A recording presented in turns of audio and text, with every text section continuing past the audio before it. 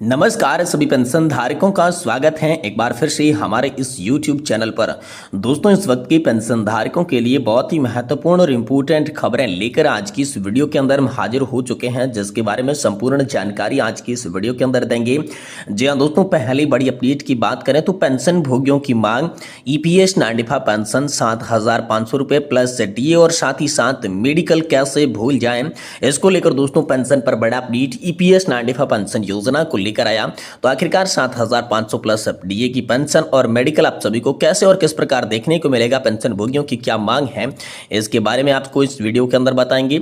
साथ ही बताएंगे दोस्तों कर्मचारी और पेंशन भोगियों के लिए एरियर ग्रेजुएटी पेंशन, साथ ही PPF4 कम्यूटेशन की बहाली 11 साल पर होगी। इसको लेकर बड़ी खुशखबरी निकल कर सामने आई है। तो आखिरकार इसको लेकर क्या खुशखबरी सामने आई, इससे पेंशन धारकों को क्या क्या लाभ होने वाला है, इसके बारे में आज की इस वीडियो के अंदर बात करेंगे।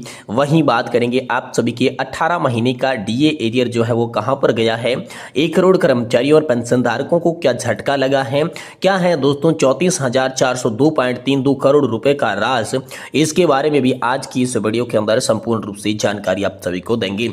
यानी कि दोस्तों पेंशन धारकों से जुड़ी आज की प्रमुख 3 बड़ी खबरों की चर्चा इस वीडियो के अंदर करने वाली है।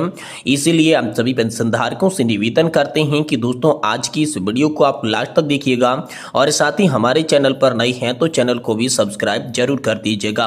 तो चलिए बिना किसी देरी के संपूर्ण खबरों को सही सटीक और तथ्यों पर आधारित आज की इस वीडियो के अंदर जान लेती हैं। जी हाँ दोस्तों, पहली बड़ी खबर की बात करें तो पेंशन भोगियों की मांग EPS 95 पेंशन 7,500 रुपये, DA और मेडिकल कैसे भूल जाएं, EPS 95 पेंशनर्स, इसको लेकर बड़ी खबर है। कर्मचारी पेंशन योजना 1995 न्यूनतम पेंशन को लेकर आंदोलन के सामने अब एक बार फिर से चुनौती पेश आ गई है। विधानसभा चुनाव से पहले उम्मीद की थी कि सरकार भला कर देगी, लेकिन ऐसा कुछ भी नहीं हुआ है। इसको लेकर पेंशनर्स क्या सोच रहे हैं, क्या बातें कर रहे हैं, आइए जानते हैं। कर्मचारी पेंशन योजना 1995 न्यूनतम पेंशन को लेकर विस्तार से जानकारी इस वीडियो के बारे में। जहां दोस्तों पेंशन भोगी गौतम चक्रवर्ती का कहना है कि मैं एक कट्टर राष्ट्रवादी हूं और इस दिशा में मोदी जी को योगदान से वाकिफ हूं, लेकिन मैं बुजुर्ग कर्मचारी पेंशन योजना 1995 पेंशन भोगियों के प्रति टीम मोदी के उदासीनता रवैया से बहुत दुखी हूं। चर्चाएं, विचार और बैठकें सब बेकार हैं। हम अपने योगदान से 7,500 प्लस DA और प्लस ही मेडिकल की मांग करती हैं। टीम मोदी को शतबुद्धि आए और दीपावली की पूर्व संध्या पर कर्मचारी पेंशन योजना 1995 की पेंशन भोगियों की पेंशन में बढ़ोतरी की घोषणा करें, नहीं तो मोदी जी यहाँ पर जो है NDA को महाराष्ट्र सरकार, झारखंड और यूपी में 10 विधानसभा उपचुनाव में वरिष्ठ नागरिकों और कर्मचारी पेंशन योजना 1995 के पेंशन भोगियों के गुस्से का खामियाजा उनको भुगतना पड़ेगा। जी हाँ दोस्तों, यहाँ पर शेख बाघराने का नतीजा भूल गए। अब की बार 400 पार, हमें अपने खाते से पैसे कम का समझौता नहीं करेंगे। यह एक चेतावनी है, इससे अपनी राष्ट्रहित से गंभीरता से लें, अपने अहंकार और हट धर्मता से यहाँ पर NDA के अवसरों को न डुबाया जाए, इसको लेकर बड़ी खबर आई है। तो वही वरिष्ठ नागरिकों के लिए अच्छी खबर बेसब्री से इंतजार जो है वो कर रही थी।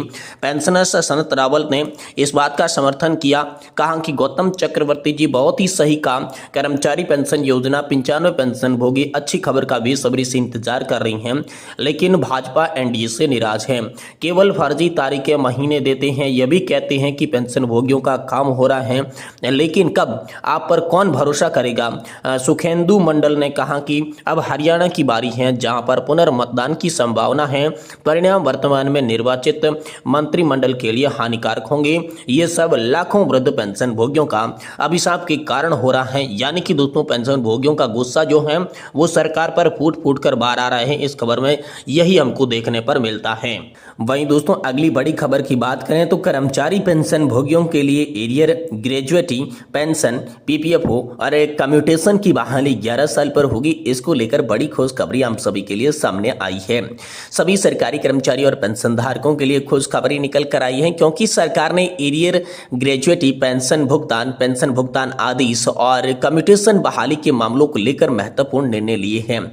आप सभी को ये बता दें कि अब एरियर और ग्रेजुएटी के भुगतान करने की तेजी लाई गई है, जिससे कर्मचारियों और पेंशनधारकों को समय पर उनके हक की राशि मिल पाए।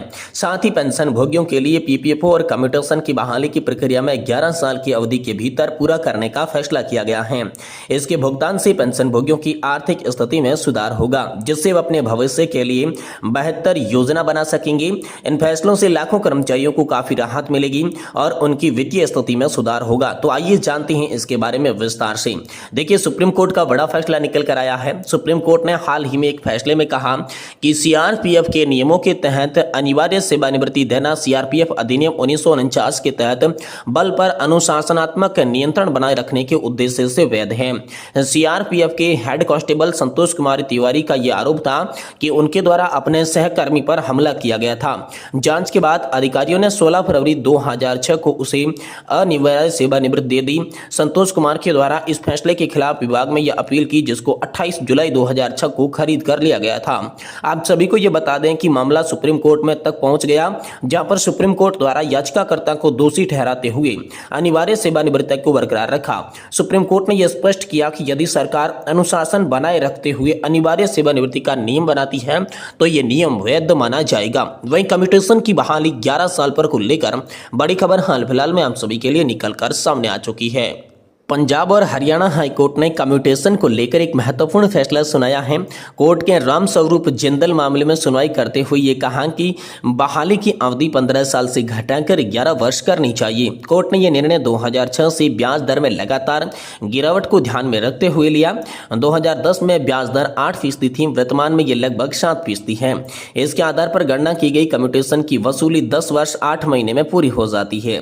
इसलिए कोर्ट के द्वारा यह फैसला दिया गया कि कम्यूटेशन की बहाली की अवधि 15 साल से घटाकर 11 वर्ष की जाए और भविष्य की वसूली पर रोक लगाने के आदेश जो है वो दिया जाए। पेंशन भोगियों ने अपने पीपीएफओ में करवाए आवश्यक सुधार, इसको लेकर बड़ी खबर है। अगर आप भी एक पेंशन धारक हैं तो पीपीएफओ को नियमित रूप से चेक करते रहिएगा। अगर इसमें कोई भी गड़बड़ी दिखती है तो आपको तुरंत सुधार कर लेना चाहिए, क्योंकि गलत एंट्री होने के कारण गलत पेंशन नहीं मिल सकती। एक ऐसा ही मामला सामने आया जिसमें एक पेंशन भोगी ने 1,70,000 रुपए का नुकसान हुआ था।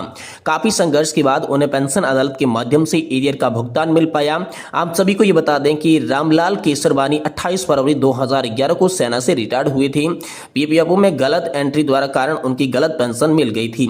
उसके बाद पीपीएफओ को संशोधन किया गया, लेकिन तारीख की गलत प्रविष्टि के कारण 21 महीनों का बकाया भुगतान नहीं हो पाया। इसलिए यदि पीपीएफओ में कोई गड़बड़ी होती है तो आप उसे जल्दी से सुधार लें। तो दोस्तों, यहाँ पर सीजीएचएस लाभार्थियों के लिए भी यहाँ पर बड़ी खबर आप सभी के लिए निकलकर सामने आ रही है। जी हाँ दोस्तों, लोकसभा चुनाव समाप्त होने के बाद पेंशन भोगियों ने जून सीजीएचएस से अतिरिक्त निदेशक कार्यालय का घेराव करेंगे। यहाँ पर जो है रांची जीपीएफओ प्रांगण में पेंशन भोगी संगठन एक बैठक में निर्णय लिया था।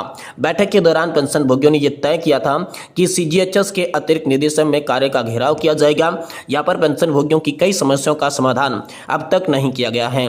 इसके साथ साथ सीजीएचएस वेलनेस सेंटर उनकी कोई भी सुनवाई नहीं हो रही है।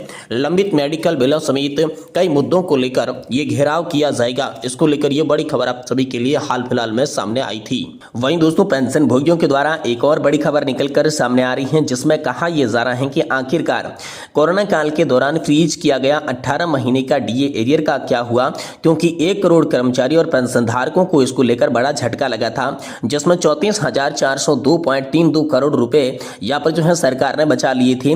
लेकिन अब तक सरकार जो है बकाया डीए एरियर पर कोई फैसला नहीं ले रही है। भारत पेंशनर समाज की महासचिव एसबी महेश्वरी और confederation of central government employees और वर्कर के महासचिव एसबी यादव ने भी सरकार से कोरोना काल के दौरान रोके गए 18 माह के डीए एरियर जारी करने की मांग की है, लेकिन अभी तक सरकार इस पर कोई भी फैसला नहीं दे पाई है।